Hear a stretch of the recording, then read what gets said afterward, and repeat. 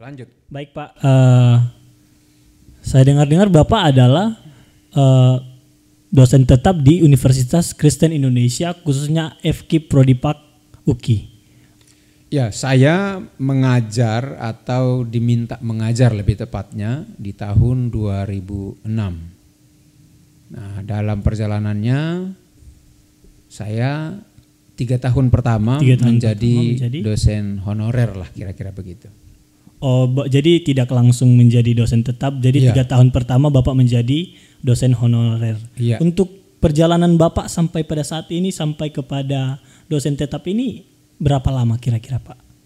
Nah, sebelumnya dari 2006 itu saya mengajar ya, jadi sebagai dosen honorer itu ya 1-2 mata kuliah saja. Dan di tahun 2009 FKIP mempercayakan saya untuk menjadi ketua program studi. Jadi dari 2009 sampai 2018 pertengahan. Itu kalau hitung periode 2 periode ditambah dengan masa transisi dari periode pertama ke periode kedua itu ada masa transisi. Jika dihitung secara tahun itu dapat kira-kira 9,5 tahun lah. 9,5 tahun ya Pak. Iya, hampir 10 tahun itu. Cukup lama juga ya Pak. Cukup lama. Nah, kalau dilihat di FKIP Prodipak UKI ini, di Prodipak UKI ini, Bapak konsen mengajarnya di mata kuliah apa saja itu Pak? Ada 2 mata kuliah yang memang sejak dulu dipercayakan kepada saya untuk saya ajar. Dan ada juga sebenarnya mata kuliah yang lain, cuma yang continue yang menjadi konsen saya yaitu dogmatika, baik dogmatika 1 dan 2 dan homiletika 1 dan 2 juga. 1 dan 2 juga. Jadi dua-duanya punya step by stepnya juga ya Pak. Berseri lah kira-kira begitu ya. Berseri. Tapi dapat yang menjadi pertanyaan ini Pak, kalau dilihat dari mata kuliah dogmatika yang isinya doktrin-doktrin, dasar iman dan pengajaran-pengajaran yang dasar untuk seorang pendidik, itu kan dapat dikatakan itu masih dikategorikan menjadi masih dilihat masuk akal lah di dalam penunjang seorang guru dalam mengajar seperti itu. Iya. Tapi yang menjadi pertanyaan saya adalah mata kuliah homiletika ini Pak.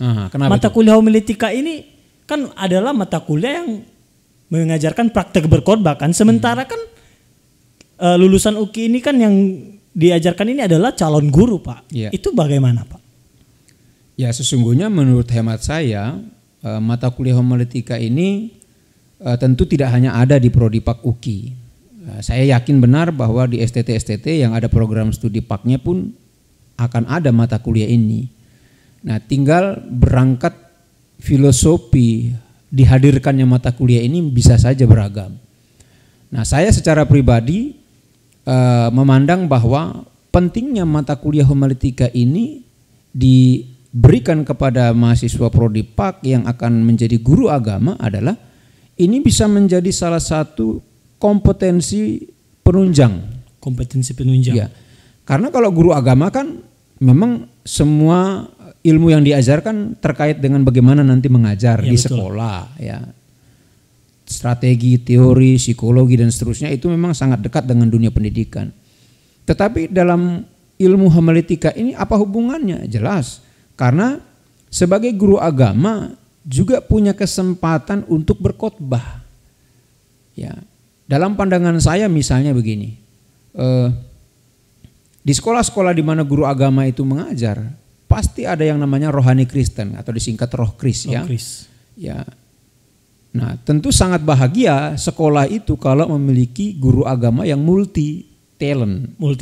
Ya, bukan saja mengajar, tetapi juga ketika ada ibadah-ibadah, guru bisa mengcover itu, menyampaikan firman Tuhan, entah apapun namanya, renungan kah, saat teduh kah, tapi isinya kan menyampaikan firman Tuhan. Nah, itu dalam pandangan saya bahwa penting itu diajarkan. Mata kuliah homiletika ini. Nah, jika dilihat seperti yang Bapak katakan, apakah sudah ada lulusan dari Prodi PAK yang merasakan benefit dari mata kuliah ini Pak? Apakah sudah ada seperti itu? Ya, tentu dari alumni-alumni yang memang mengikuti mata kuliah ini, beberapa kesaksian yang menyampaikan langsung kepada saya bahwa ada yang menyampaikan dia menjadi seorang pendeta di sebuah gereja dan dilantik menjadi gembala sidang. Oh, bisa menjadi seorang pendeta? Ya, tergantung denominasi gereja mana yang menerimanya, kan gitu.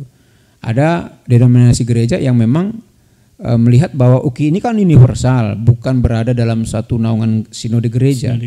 Sehingga gereja-gereja yang melihat UKI ini secara universal maka bisa diterima sebagai pelayan-pelayan Tuhan di gereja. Maka tadi saya mengatakan ada alumni kita yang saya ketahui menjadi seorang pendeta di gereja. Ya. Bahkan ada mahasiswa kita atau alumni kita yang ada di Medan secara personal menelpon saya menyampaikan bahwa ternyata mata kuliah homiletika yang diajarkan atau yang dia terima itu sangat bermanfaat gitu. Bahkan ini terjadi bukan saja ketika dia di sekolah. Kalau di sekolah kan pasti ada roh Kristus tadi. Tapi gereja juga melirik bahwa dia dipercaya untuk menyampaikan khotbah. Nah, itu kan boleh kita katakan bahwa kemampuan itu juga ternyata sangat dibutuhkan di masyarakat gitu. Nah, yang menjadi perenungan saya juga adalah kenapa homiletika ini perlu ada khususnya di prodi pendidikan agama Kristen. Saya berpikir bahwa lulusan UKI tidak boleh hanya mumpuni di lembaga pendidikan atau hanya sekedar mengajar atau mendidik di sekolah. Tetapi saya berharap besar bahwa lulusan UKI ini juga bisa berkontribusi besar dalam dunia pelayanan, dalam hal ini gereja dan masyarakat. Itu sebabnya yang menjadi satu profil kita adalah menjadi pelayan gerejawi. Oh, itu ada dalam profil lulusan kita. Nah, untuk apa ada profil kalau tidak ditunjang dengan mata kuliah itu? Gitu. Nah, tadi kan kita sudah membahas hasil dari mata kuliah ini ya Pak. Misalnya ada kesaksian-kesaksian dari alumni, dari lulusan yang sudah menjadi pendeta dan lain sebagainya merasakan benefit dari mata kuliah ini. Nah, sekarang kita membahas prosesnya Pak.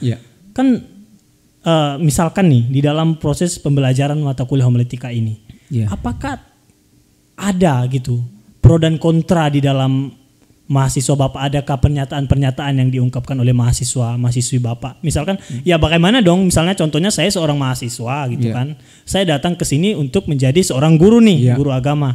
Nah, tiba-tiba saya disuruh berkhotbah gitu, praktek berkhotbah, belajar berkhotbah. Tentu saya bertanya dong, ini apa? Ini apa seperti itu? Maksudnya kenapa mata kuliah ini ada seperti itu? Mau saya jawab dengan ekspresi atau datar nih? Bebas Pak, bebas. Kalau ekspresi datarnya ya ada dong gitu kan. Tapi kalau ekspresi yang ya adalah gitu kan. Ya adalah, masa enggak ada. Secara mata kuliah ini ngeri-ngeri sedap juga. Ngeri sedap ya Pak. Memang pengalaman di kelas misalnya ya. Ada saja keinginan mahasiswa itu mencari tahu apa sih sebenarnya yang kita dapatkan kalau kita belajar homiletika ini. Kan kita guru agama, kerjaannya mengajar. Kok kami diajarkan mata kuliah yang ada hubungannya dengan pendeta. Dan pengkhotbah? Memang ada juga yang di awal sudah melakukan penolakan itu. Lalu saya memberikan penjelasan bahwa mata kuliah ini dihadirkan sebenarnya untuk membantu kalian ke depan menjadi seorang pelayan Tuhan. Ingat, di sekolah nanti Anda adalah seorang pengkhotbah. Karena di sekolah itu ada ibadah-ibadah yang disebut dengan kebaktian rohani Kristen misalnya ya. Nah, kalau Anda menjadi seorang guru agama lalu sekolah ingin mengadakan ibadah dan Anda diminta berkhotbah dan Anda tidak punya modal itu, kan Anda kehilangan kesempatan untuk memberkati. Di sisi lain, sekolah itu akan meragukan, UKI kok nggak membekali mahasiswanya untuk siap di masyarakat. Nah, itu sebabnya saya memandang bahwa homiletika ini penting diajarkan supaya lulusan-lulusan UKI itu cakep bukan saja di sekolah tapi di gereja, di masyarakat, melayani sebagai pengkhotbah. Jadi dapat dikatakan mata kuliah ini menunjang supaya lulusan-lulusan UKI nantinya tidak menjadi lulusan yang hanya kaku di tok di sekolah saja ya Pak, berarti bersifat universal pelayanannya seperti itu. Nah, namun apa nih yang kan tadi kita sudah bahas nih bagaimana pernyataan-pernyataan mahasiswa pro dan kontra yang ada di dalam pembelajaran di saat Bapak mengajarkan mata kuliah ini. Jika dapat Bapak jabarkan Pak, poin-poin apa saja sih yang diajarkan di dalam mata kuliah homiletika ini? Ya tentu kita akan memulai dari apa sih homiletika itu? Ini jenis makanan apa? Ini barang apa? Gak mungkin langsung dimakan aja gitu ya Pak ya. Kok tiba-tiba homiletika? Nanti salah nyebut homo lagi kan gitu. Homo dikelitik-kelitik.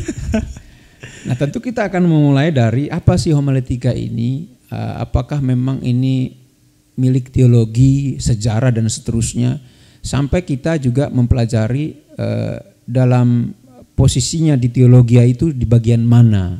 Nah, supaya jelas bahwa homiletika ini tidak hanya diajarkan tetapi mendapatkan posisi dalam sebuah rumpun teologi gitu ya. Nah, sampai kita mempelajari bagaimana cara membuat judul yang menarik, baik ya, merangsang orang mendengar, sampai kita juga diajarkan tentang bagaimana membuat naskah dari pendahuluan, isi, kalimat penutup, ilustrasi, sampai menghubungkan dengan lagu pendukung supaya menguatkan firman Tuhan itu. Lalu diantaranya kita juga membahas tentang cara berdiri, cara berjalan, pakaian juga diurusin, sampai penghuni-penghuni kuku ini juga dibicarakan. Jangan sampai pada saat di mimbar penghuni kuku ini mengganggu pemandangan di jemaat. Betul. Jangan sampai pengkhotbah itu pas di mimbar sebelum dia berkhotbah dia mampir dulu di warung Padang. Tanpa jadi kuning kukunya. Tanpa kumur-kumur, enggak, bukan kukunya. Ternyata di giginya ada penghuninya. Apa itu? Bukan cabai juga. Apa itu ya? Apa itu? Daun singkong. Nah, itu kan dia ketawa-ketawa, jemaat tertawa ngeliat dia, bukan karena lucu, ngeliat giginya yang ada tatonya. Nah, sampai kita pelajari di situ. Pakaian juga diperhatikan, keserasian dan seterusnya. Berarti dapat kita lihat dari penjelasan Bapak tadi bahwasanya mata kuliah homiletik ini dapat dikatakan menjadi suatu pematangan ya Pak. Misalkan seorang guru nih, jadi tidak hanya konsennya dalam berkhotbah di gereja saja, tapi bagaimana di dalam homiletik ini ilmu komunikasi dibelajarkan, ilmu disiplin diajarkan. Jadi bagaimana betul-betul seorang pengkhotbah, seorang guru, baik itu di dalam masyarakat juga menjadi seseorang yang dapat diteladanin seperti itu Pak. Jadi yang ingin saya tanyakan kembali nih Pak, apakah kan tadi sudah dia bahaskan teori-teori dan praktek khotbahnya ada seperti itu. Nah, apakah ada aksi konkret yang dilakukan mahasiswa prodi Pak Uki Pak, misalkan kayak pelayanan kemana, ke gereja-gereja atau enggak ke penjara, di bagaimana itu dari benefit yang didapatkan dari mata kuliah homiletik? Nah, sebelum saya menjawab ke situ, saya ingin menambahkan sedikit bahwa dalam teori homiletika yang diajarkan itu kita juga mempelajari tentang prinsip seorang pengkhotbah, termasuk di dalamnya syarat menjadi seorang pengkhotbah itu. Oh, ada prinsip dan syarat juga? Oh iya, ada kaidah, norma-norma yang harus dipatuhi oleh seorang pengkhotbah. Nah, menurut saya ketika ini disampaikan, maka para pengkhotbah itu juga pasti mikir ternyata menjadi seorang pengkhotbah tidak semudah yang dia bayangkan.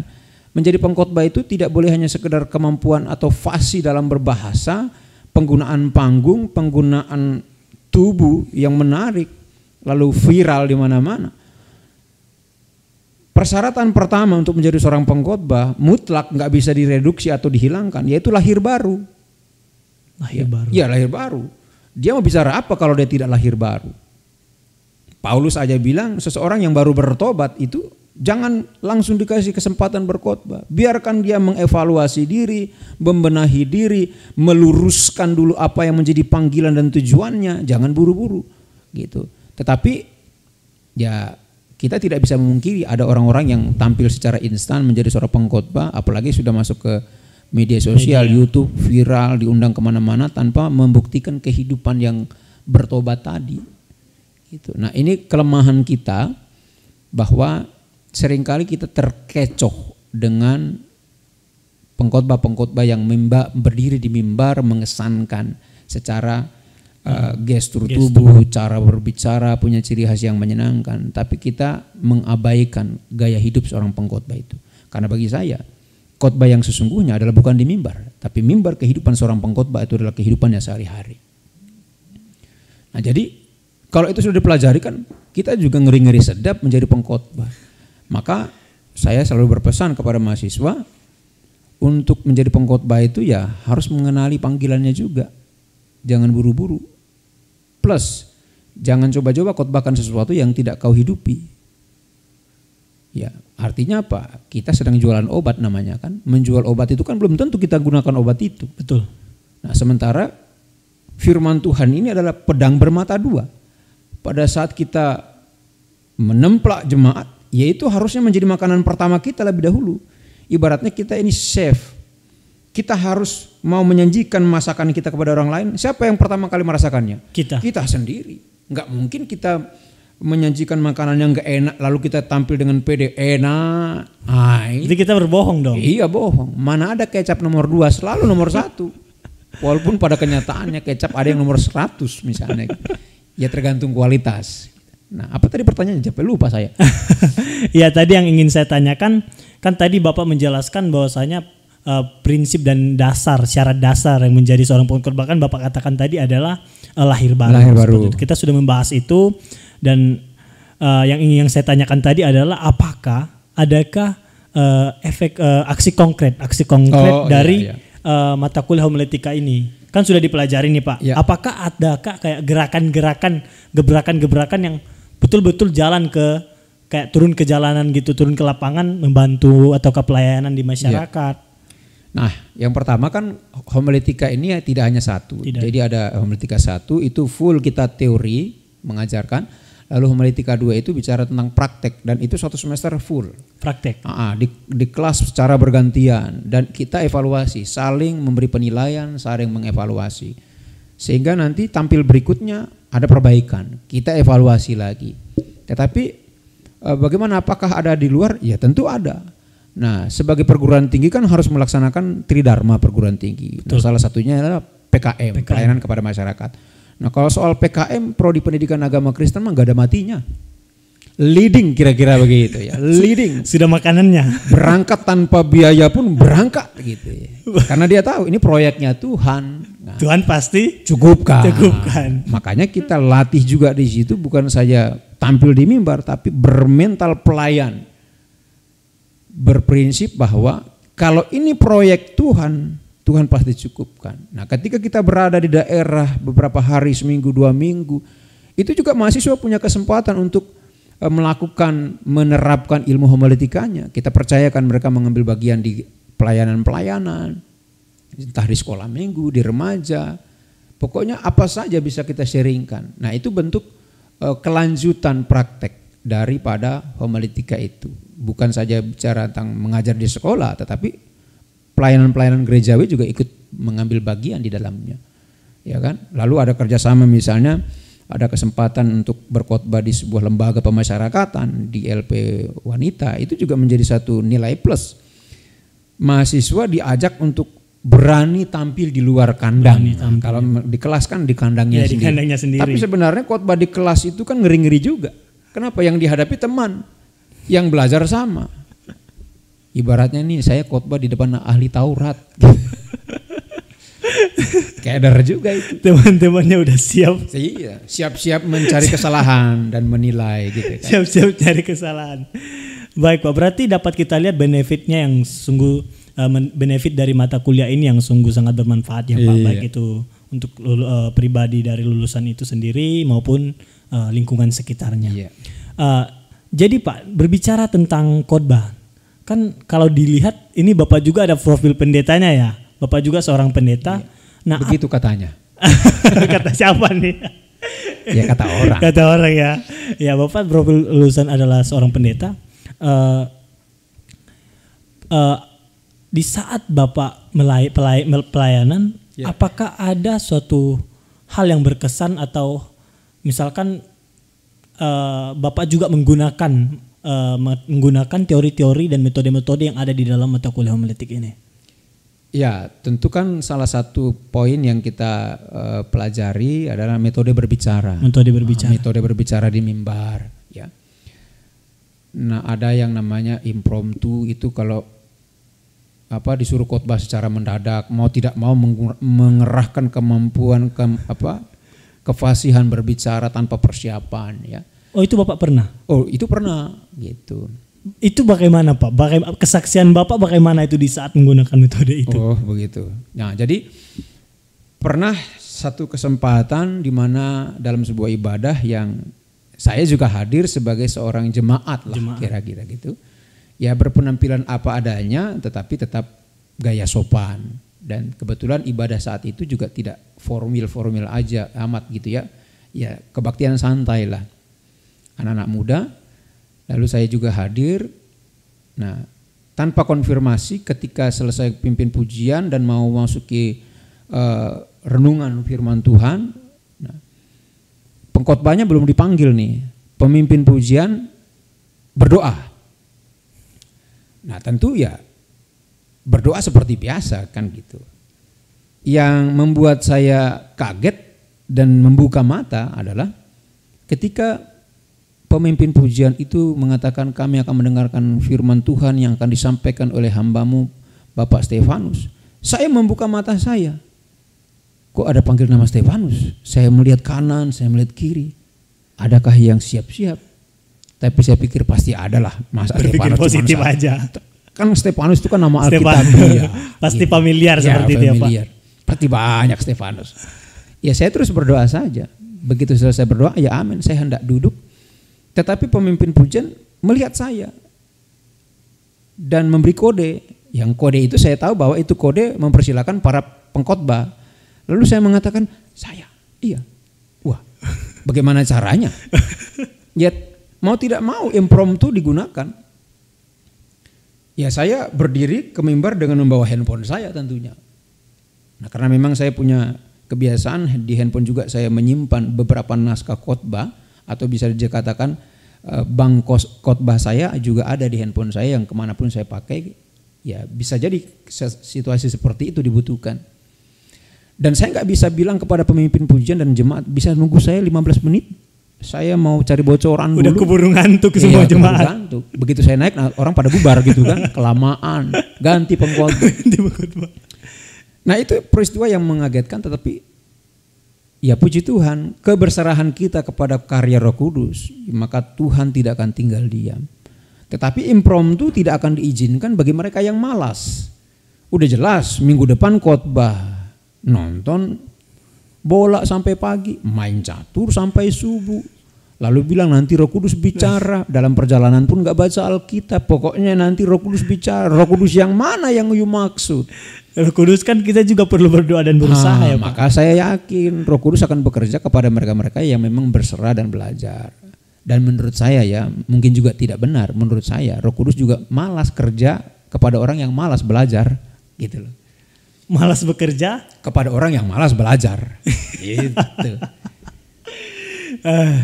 Baik Pak, dari semua yang sudah kita bahas hari ini dapat saya simpulkan bahwasanya pentingnya pembelajaran mata kuliah homiletika ini bagi seorang lulusan atau mahasiswa pendidikan agama Kristen adalah bagaimana seseorang itu dapat menjadi seorang pengkhotbah dan pelayan kepada masyarakat dan dapat menjadi seorang guru yang baik, dan di mana di saat, karena kan berkhotbah itu berbicara tentang bagaimana komunikasi ya Pak. Seperti yang Bapak katakan tadi, jangan khotbahkan apa yang belum dapat engkau lakukan.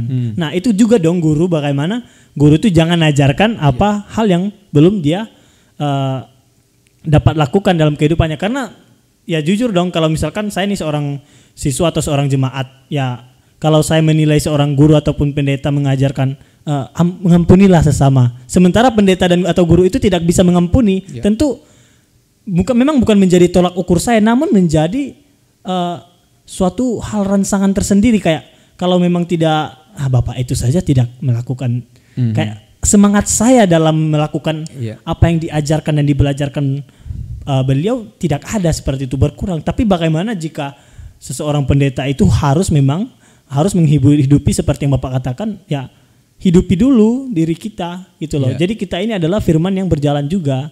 Jadi di dalam sekolah, baik dalam gereja. Jadi para pendengar kita pun, para masyarakat dan siswa-siswa kita dapat mematuhi apa yang dapat kita katakan dan belajarkan seperti itu. Baik Pak, terima kasih atas waktunya Pak. Kapan-kapan lagi kita akan bertemu. Terima kasih Pak. Sebagai penutup apa nih? Jadi guru agama itu sebenarnya bukan hanya sibuk mengajar, perannya tidak hanya mengajar di sekolah, tapi peran guru itu juga sebagai seorang pengkhotbah, baik di sekolah maupun di gereja dan di masyarakat. Dengarkan itu. Itu menjadi note ya. Oke. Menjadi note. Puji Tuhan. Terima kasih sekali lagi Pak. Ya. Oke.